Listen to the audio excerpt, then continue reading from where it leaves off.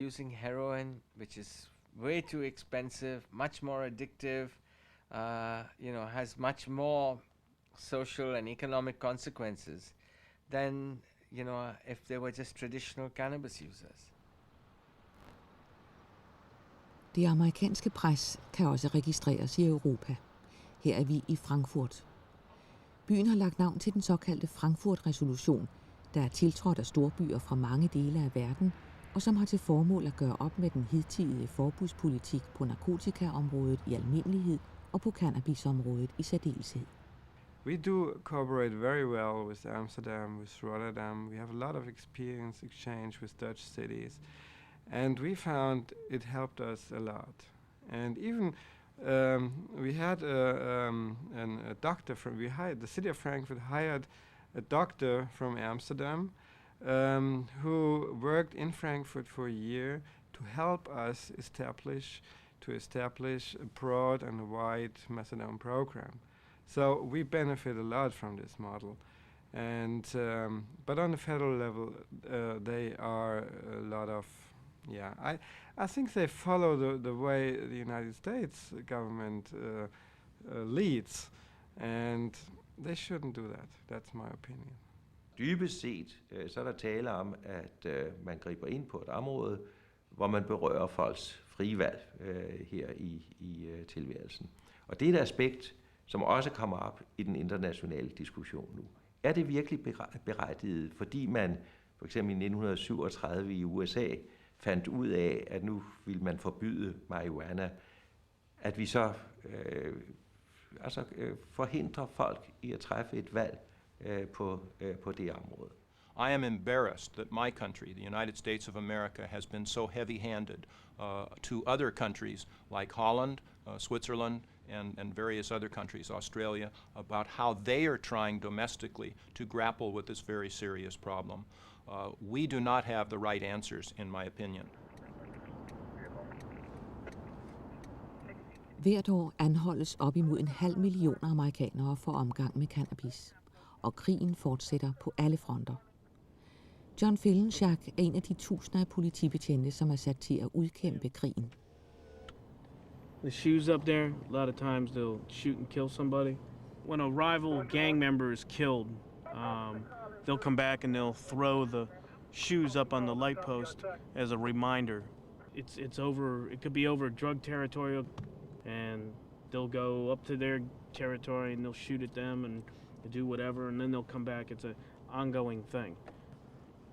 Our war on drugs has become a war on our people. It is ineffective. It is extremely costly from an economic standpoint as well as a human standpoint.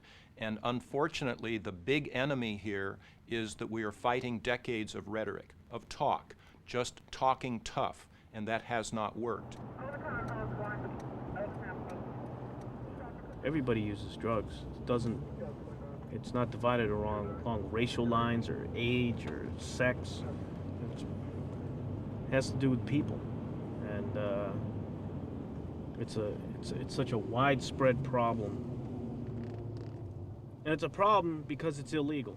If it wasn't illegal, then it wouldn't be a problem, would it?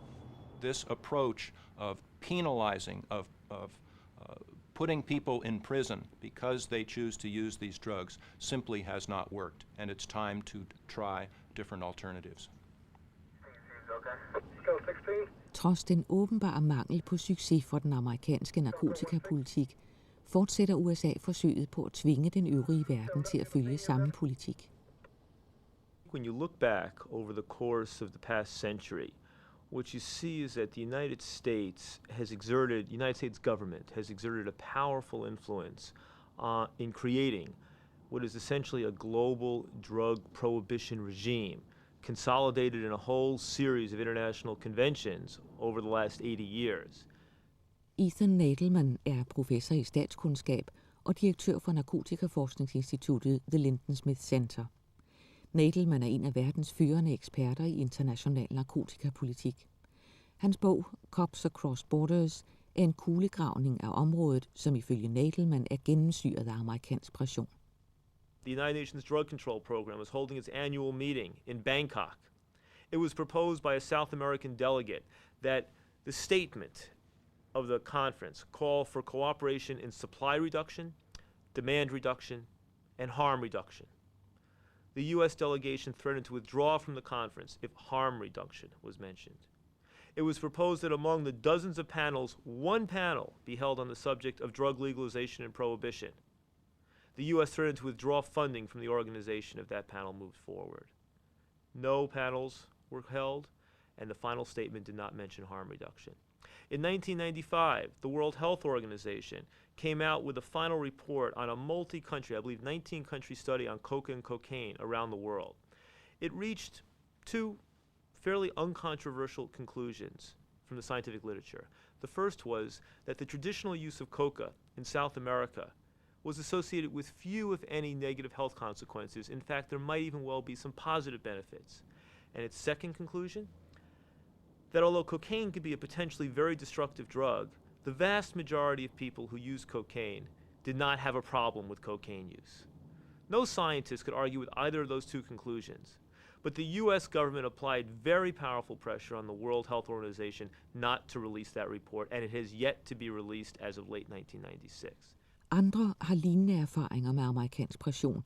En af dem er Dirk Korf. Han er seniorforsker på Universitetet i Amsterdam og har blandt andet skrevet en doktorafhandling om den hollandske narkotikapolitik. Clearly, some reports